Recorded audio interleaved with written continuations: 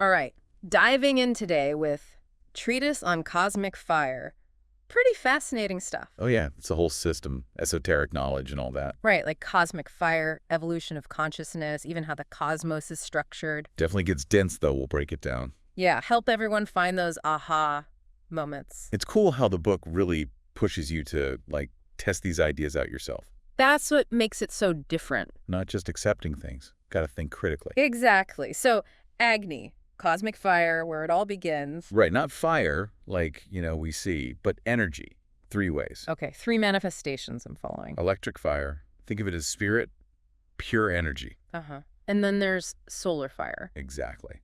That's more wisdom, intelligence. So like the mind, kind of. Yeah. And lastly, fire by friction.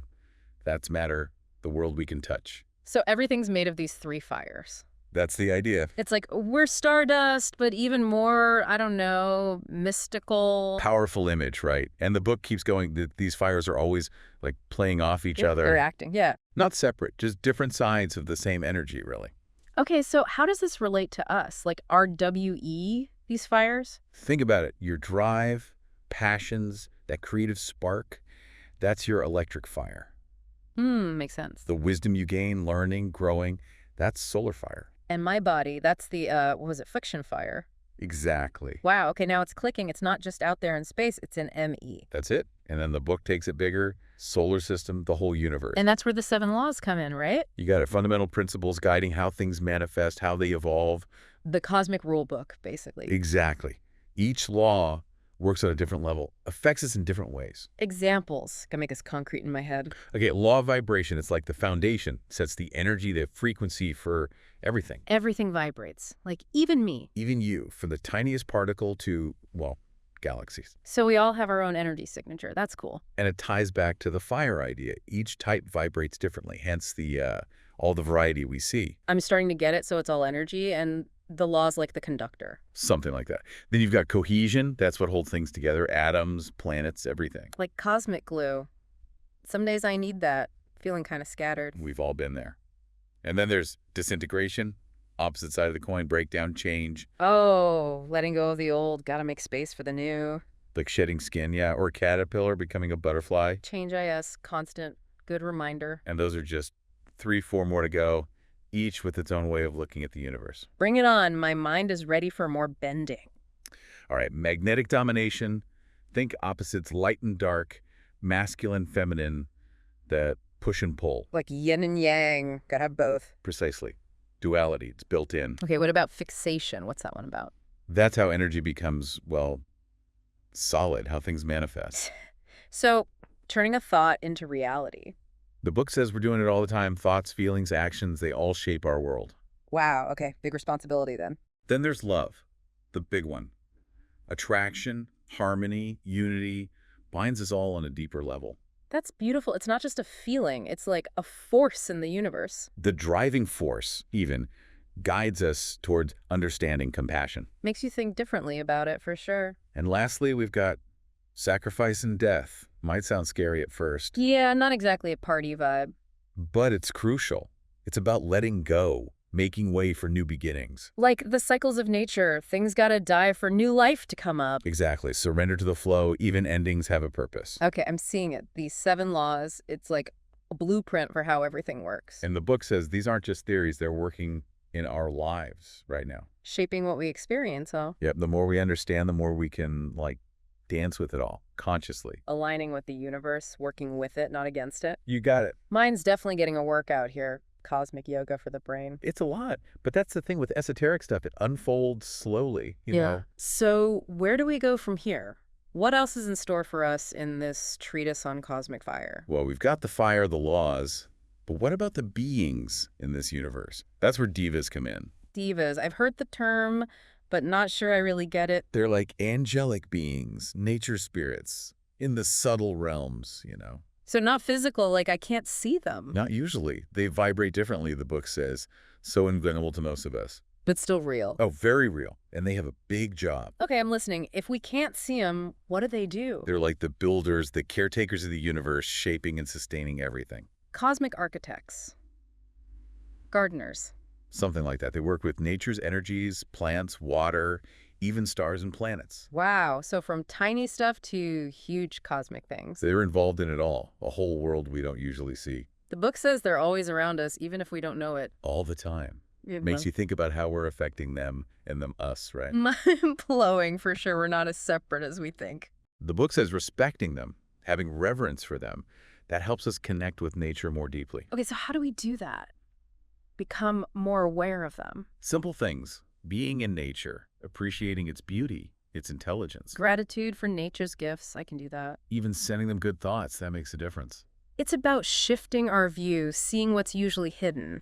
Approaching nature with wonder, with respect. I'm feeling inspired. Got to explore this Deva world more. And that's just the beginning. There's so much more in this treatise on cosmic fire. Yeah, we've barely scratched the surface, haven't we? Cosmic fire, laws, devas, it's a lot to take in. It is, but that's the fun of it. Expanding our minds, opening up to new possibilities. Exactly. Okay, back to treatise on cosmic fire with, yeah, lots to cover still. Oh yeah, it's a deep dive for sure, no pun intended. We've been through some heavy stuff already. Cosmic fire, the 7 laws, even those devas, hidden helpers of the universe. A lot to unpack, and we're not done yet. Nope, not by a long shot. And there's one thing I'm still kind of hung up on. Shoot, what's on your mind?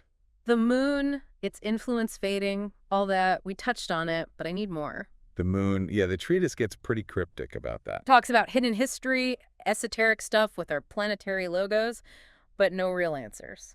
Like a cosmic cliffhanger. Right. Yeah. Frustrating, but also like, come on, tell me more. I know, it's like a challenge. Do your own research, figure it out. Okay, fine, but what clues does it give about this moon mystery? Well, it links the moon to our, let's say, less evolved side, material desires, ego, that kind of thing. Shadow self, all that. The part of us that's still, growing up. So we're outgrowing it like an old pair of shoes. The moon's the old ways, no longer serving us. I like that analogy. We evolve, shed those limitations, and bam, new way of being. And then we're more open to, what was it, Sirius and the Pleiades. You got it. New cosmic influences. Sirius, that was karma, right? And Pleiades, that's love and wisdom. Like leveling up, cosmically speaking. So it's all connected, right? Not just our little planet. The whole universe is playing a part. Exactly. A whole web of energies and influences. Okay, but how do we navigate that web? The book talks about 7 paths of initiation, but that's for adepts, the super evolved folks. Right, but initiation isn't just for the elite few. So we all experience it in a way as we grow. Think of it like this. Every time you learn something new, overcome a hurdle, mini initiation. Each step we take, whether it's fun or tough, helps us evolve. Aligning us with, let's say, the higher powers of the universe. Even small steps count. That's reassuring. And the more aware we are of these cosmic principles, the more conscious our evolution becomes. Choosing the path of love, wisdom, all that good stuff, making the world better. Powerful stuff, right? We're not just along for the ride, we co-create. And that brings us back to magic, white and black, remember that? Magic, yeah, it's about understanding the energies that shape reality. Not just wands and spells, I'm guessing. More than that, it's realizing our thoughts, emotions, they have an impact. Okay, so where do white and black fit in? White magic that's using this power for good. Aligning with love, healing, harmony, all that. Consciously creating with the universe. That's amazing. Black magic, on the other hand, that's the selfish side, using power to control for personal gain. Any powerful tool can be misused, I guess. The book stresses ethics, responsibility, thinking about the consequences. So intention matters as much as the how-to. Exactly. Aligning with the highest good. That's key. It's a theme throughout the book. Knowledge is great, but what you do with it, that's what counts. Couldn't have said it better myself. Oh, and there was Kundalini energy. Remember that? Kundalini, yeah. Powerful stuff. Dormant at the base of the spine like a coiled serpent, the book says. Okay, picturing it a little intense, gotta say. It can be. The book's clear about not messing with it prematurely. So no DIY Kundalini awakening, huh? Best left to the experts, trust me. Okay, but what is it? Why is it so important? Spiritual energy, basically. When it awakens, rises up the spine, activates chakras, big consciousness shift. Like unlocking hidden potential within us. Something like that. Greater awareness, expanded consciousness, even mystical experiences, it says. Oh, that's why. But it's a process, not just bam, enlightenment. Gotta integrate it slowly. It's a journey, not just a destination. Exactly. Takes dedication, facing your shadow side, embracing your full potential. Kundalini, a key to higher consciousness. That's how I'm seeing it. The book says we all have it within us. Finding the right path, the right guidance is what matters. This is all mind-blowing, but also kind of overwhelmed. So much to learn. It's like peeling back reality, layer by layer, more complex each time. Exactly.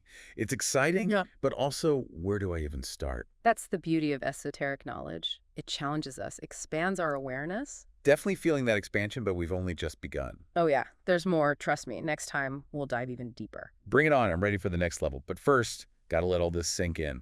Take your time, integrate it all. The journey's just as important as the destination. All right, back for more.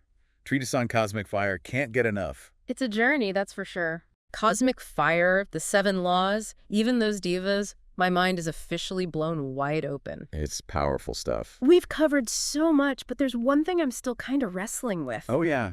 What's that? Monads, those units of consciousness evolving through kingdoms, I get the idea, but it's so out there. It is pretty wild, gotta admit. So imagine consciousness, tiny spark, seed of potential, right? That's a monad, and it starts, get this, in the mineral kingdom. From the ground up, literally. Wait, so even RCKS have consciousness? In a way, yeah. Very basic, of course, but it's the beginning of a long, long journey. Okay, so how does a monad go from a rock to, well, us? What's the process? It's like a spiral. Aiding awareness through experiences, each kingdom adds another layer. So it starts with minerals, then plants. Plants are more complex. Yeah, growth, responding to the environment, even a kind of communication. They do seem more alive than rocks, I'll give you that. Then comes the animal kingdom. Even more complex, instincts, emotions, a sense of self. Building up, step by step. And then, bam, the human kingdom, a big leap. So we're special, huh? In a way, human consciousness is unique, self-awareness, accelerated spiritual growth, it's all there. Like winning the cosmic lottery, getting to experience the world this way. The treatise is clear, though. We got to use this human experience wisely. It's a responsibility. We're not just here to work and pay bills. There's a bigger purpose. Aligning with the highest good, love, wisdom, compassion, using our gifts to make things better. Okay, monads evolving, Deva's guiding, we become human. Then what? What's next? The 7 paths of initiation. Remember those. For adepts, those who've really mastered this spiritual game. The cosmic postgrad program, huh? Something like that. Each path offers unique ways to serve, to grow, to specialize. Any hints about what they actually do on these paths? The book keeps it vague, but it mentions different cosmic energies, qualities associated with each path. So like choosing your cosmic major, healing, teaching, whatever your soul's calling is. And it all leads to the same place. Yeah. Realizing our divine nature, union with the source, all that. Sounds like a pretty amazing destination. The journey's the real treasure, though. The lessons, the challenges, the transformations along the way. This whole monad thing, it's a lot. But I have to ask, if we're all just these sparks on a journey, do our individual lives even matter? Great question. A lot of people wonder that.